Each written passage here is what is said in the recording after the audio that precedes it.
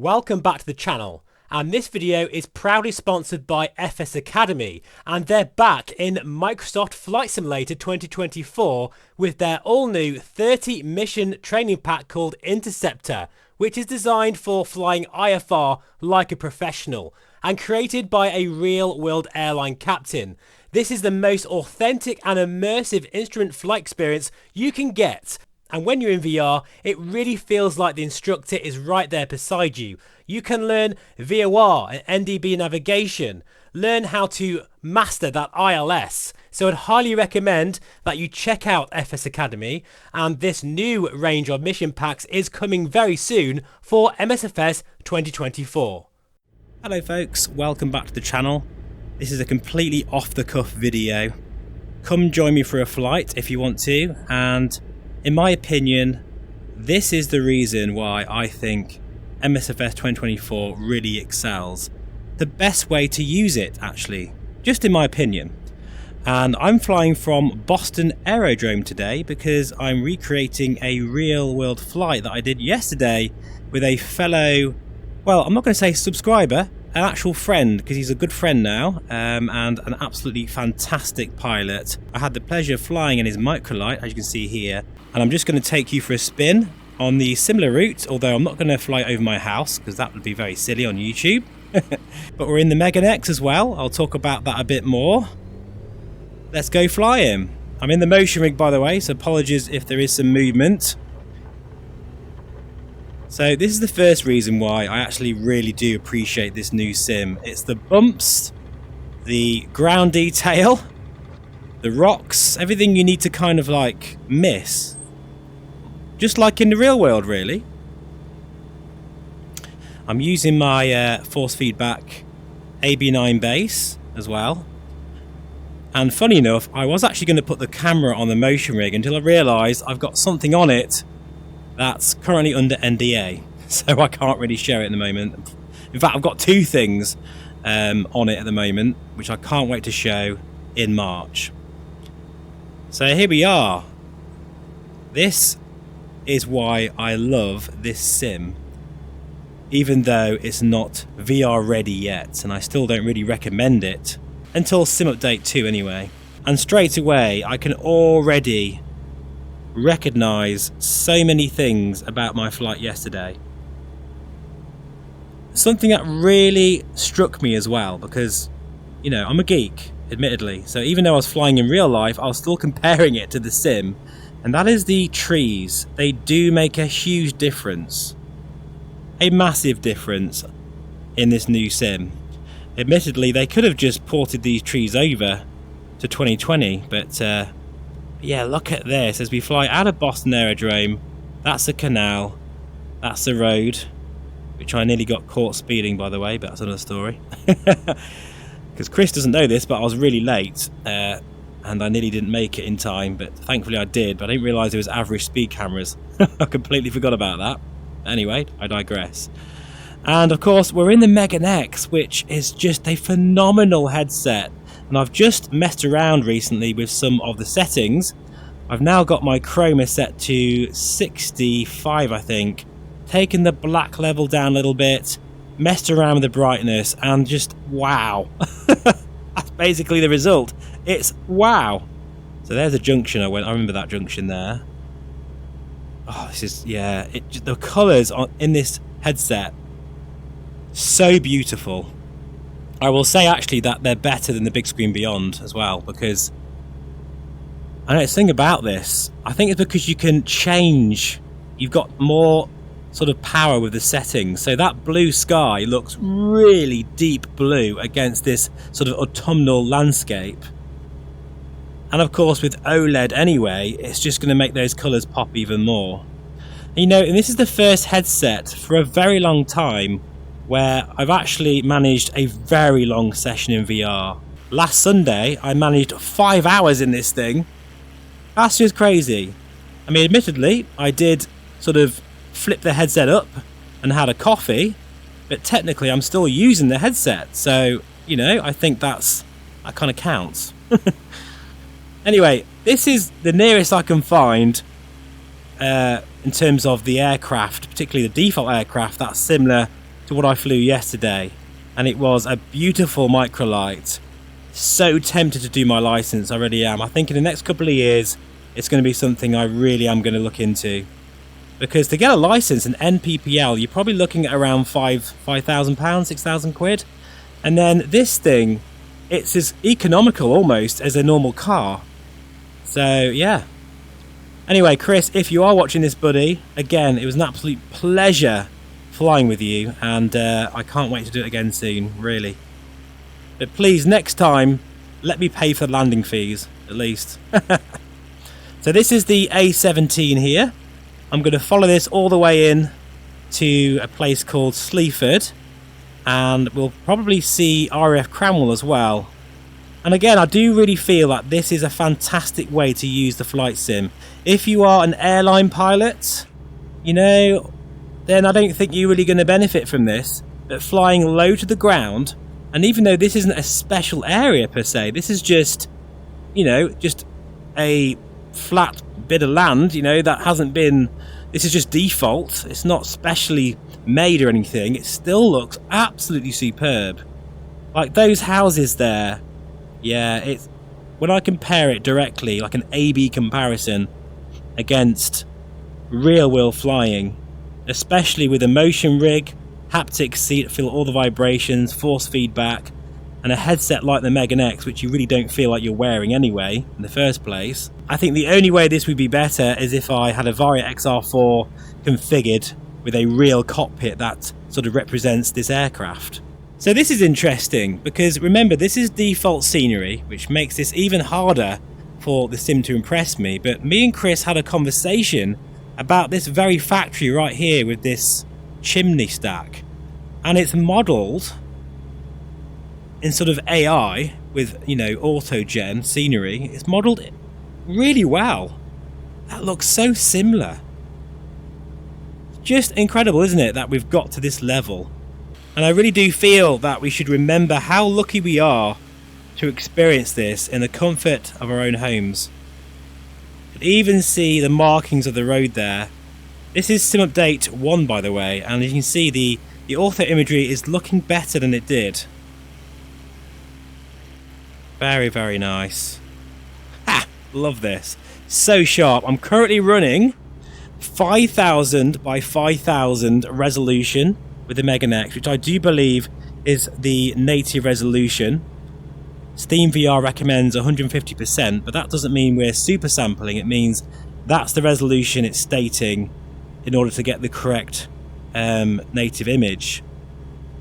And I'm running DLSS preset K, and because this is pretty much, you know, Steam gauges, which I prefer, and VFR, this actually looks sharper than in TAA mode anyway, because of that clever transformer model, which is doing its thing. It's funny, as I said, I wasn't going to make a video of this today, but I thought, sod it, just one more. And the thing I appreciate with this VR headset, and in my opinion, you're not really going to get this with any VR headset this year, and that is when looking at the sky. I'm going to sound like a broken record here because I've said this a few times now, but this is a really big reason why I love this headset. And it's, no one else is going to say this that's going to review this headset, because they're not weird like me, but this is important to a flight simmer, and that is, when looking at the sky, there's no interruptions between me and those lenses, and that display even. It looks like I'm staring at the sky with my own eyes. The pixel fill of this 4K per eye panel really, really shows its stuff here, because you have no, absolutely zero mirror, zero dead pixels as well, because this is another thing why I respect Panasonic and Shutdown, particularly for producing this headset in smaller quantities, because they are picking the very best grade A panel that you can get, very much like actually the Somnium VR1 team. And unfortunately, I'm sorry guys, but you do have to pay more for that particular yield rate, you know. that they're chucking out loads of panels to give you this image. And you know what? It's worth its weight in gold, because this is the best panel I've ever seen in VR. And that is a huge reason why this is my daily driver. And it's another reason why I'm actually off course here. So let's get back into the game of flying, and I'll sort of pick this up as we get further on our route. And we're going to fly over Grantham, and I'm sure it's going to look absolutely spectacular. And we'll talk a bit more about the sim, the state of it at the moment, and this incredible little micro OLED VR headset. See you a bit further up the road. Right, so this is another reason why I am really impressed with this sim, and that is I'm currently flying over Langer Airfield. I'm not sure if I've pronounced that correctly. This is somewhere yesterday we had to obviously keep well away of, because they do glider training and parachute training. And look at this, you can see on the ground there that they are actually some gliders. That is incredible. Now the flight plan in real life would have been over there, but of course in the sim you can do what you want. So I do love how in the flight sim it's a lot less stressful, and you can just kind of sit back and enjoy it a bit more in a different sort of way. And it's funny because I also remember saying to Chris that there's a mast at 12 o'clock because it's absolutely massive, and it's there in the sim. And this is default scenery. You know, I haven't got any add-ons running at all. On purpose. No burning blue design airfields this time. No, you know, sort of special ortho imagery enhancements or anything like that. Special POIs. I'm not sure if you can see that on the image, guys, because obviously VR is a pig to record, but that mast there is exactly like the one we saw yesterday. The only thing is I am a bit lower. We was at 2,000 feet or thereabouts. I'm quite low because I just want to see what it looks like really close up. But yeah, for me, folks, this is where MSFS 2024 really shines over 2020. If I had to pick one thing, it is just the VFR flying aspect. You know, things like you can see animals in the fields, although I have taken them off because at the moment there's a bit of a memory issue with fauna, so I've got rid of them. But it's usually you would see like sheep and horses in the fields. The trees and how incredibly detailed they are, and the different colours of the seasons. And then you've got things like this, just in the default scenery. These things make a big difference to VFR GA flying, which, let's be honest, well, for me, is 90% of what I enjoy in VR. And look at that. I'm sorry guys, but this sort of thing excites me a lot more than flying an F-18, you know, in DCS World. It really does. Don't get me wrong, there will be more DCS World content on the channel, because I really do appreciate the comments I've had recently on those videos. But this is where my heart and soul is. Just seat to your pants, stick and rudder, VFR flying in VR, close to the ground like this. It is exceptional. And once Sim Update 2 is out the way and, you know, sorted, we've got those VR fixes, I think this is going to be where it's at. I really do. Anyway, back onto the flight plan, because our last stop is going to be Nottingham.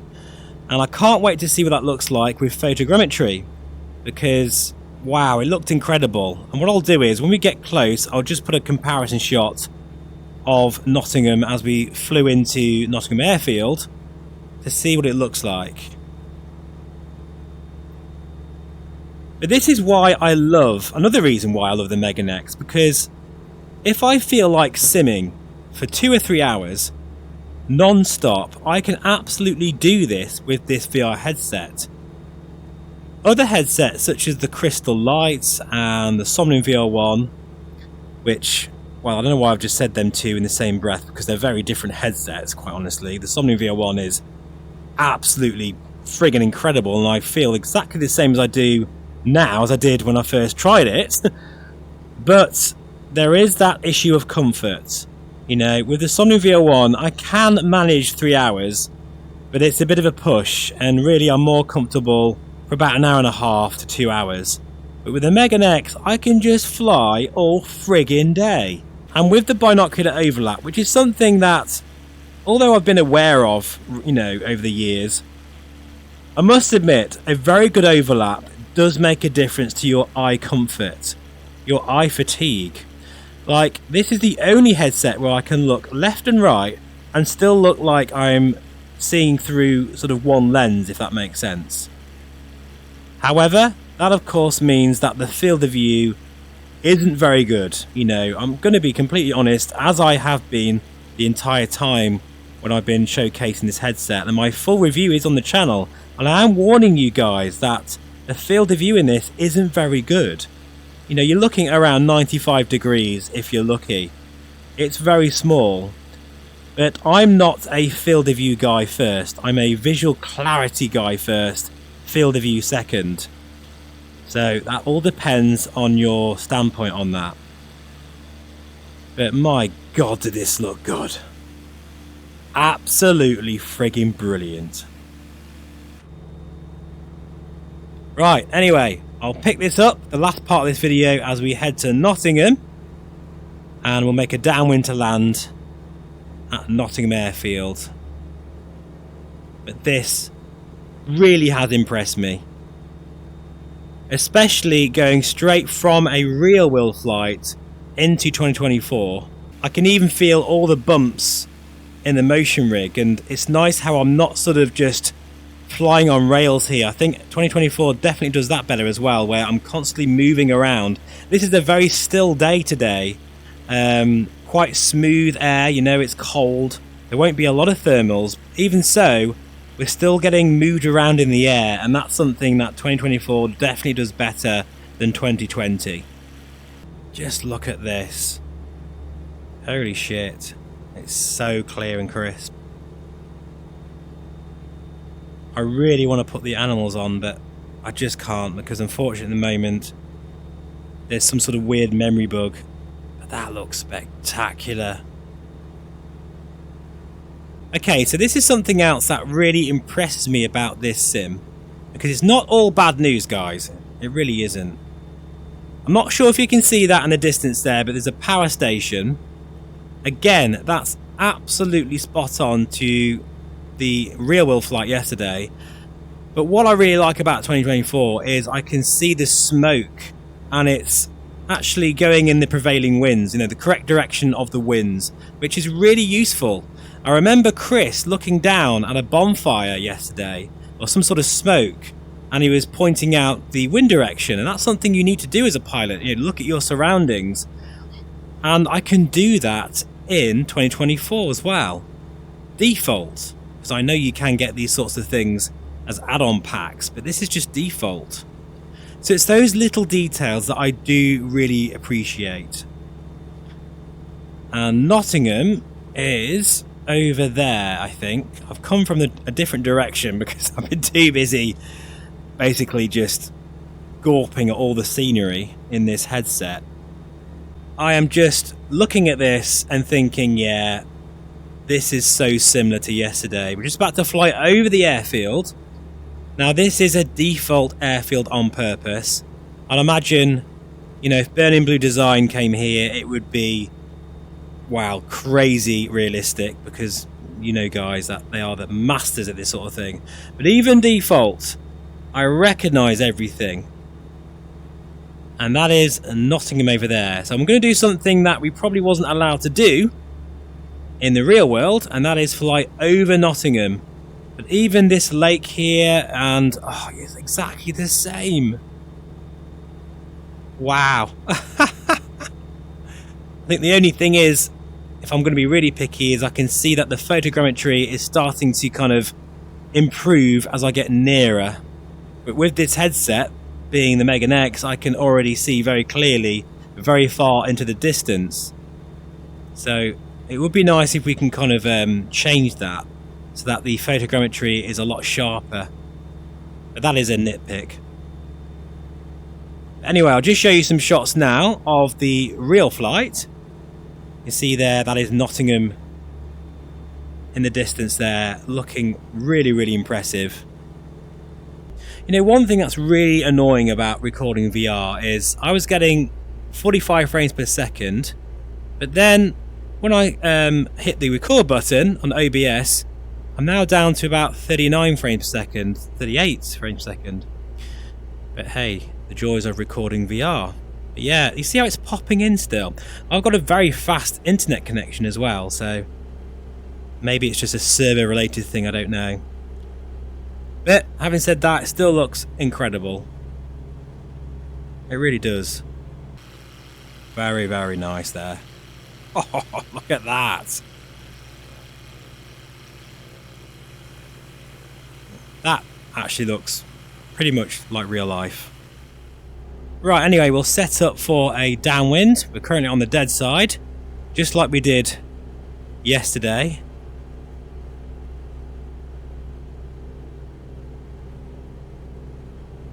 And we'll have a nice brew, because I must admit, Nottingham Airfield, I was very impressed with your cup of tea making skills. You know, all these houses and stuff, like the ortho imagery is very true to life. And all the road markings again, very, very clear. Right, anyway, we'll set up for a downwind leg and land on the same runway. I hope you've enjoyed this flight, guys, in the Meganex Superlight 8K. A really phenomenal headset from Shutdown. Fantastic lenses, amazing grade A, class-leading panel, and it's got to be said, the most comfortable headset I've tried to date. So that's the runway, I believe, that we landed on. And yeah, again, MSFS 2024, just giving that edge over 2020. And that includes the lighting as well. Right, so flaps coming in now. Look at this, the detail here. As we get lower and lower, it just gets more and more impressive. What we need is Walkabout Mini Golf to provide an add-on for MSFS 2024, so that when I can land, I can walk over to the course and then have a round of golf. It's got to happen. So another thing as well about force feedback is because I did do a bit of flying. Chris did allow me to take controls a little bit, and I could really feel the aircraft, and that's something that force feedback really does give you. This is a very long landing, but never mind. And we're down. Not quite as good a landing as Chris did yesterday in real life. But there we go. I hope you enjoyed this sort of off-the-cuff video in MSFS 2024 using Sim Update 1 Beta and in the Meganex Superlight 8K. Friggin' epic little headset. If you haven't seen my full review yet on the channel, all the good things and the bad things about this headset, I'll leave it in the description below. And this bit's actually exactly the same. This bit is spot on because we held short here as there was a helicopter coming into land, and I think we parked around here somewhere and had a nice brew. And looked in those hangars over there as well, which was full of very nice helicopters.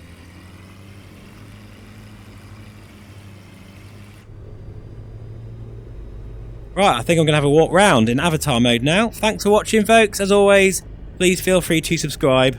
Lots of exciting things coming, that's for sure. We'll shut this aircraft down now. There we go. One thing I do like about this sim is when you turn off the battery,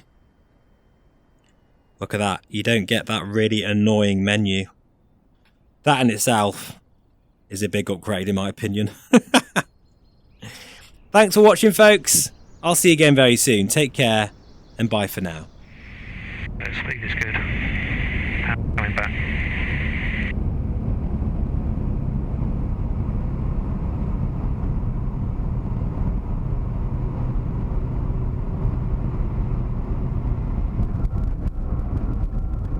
Very nice. Pretty perfect. thought.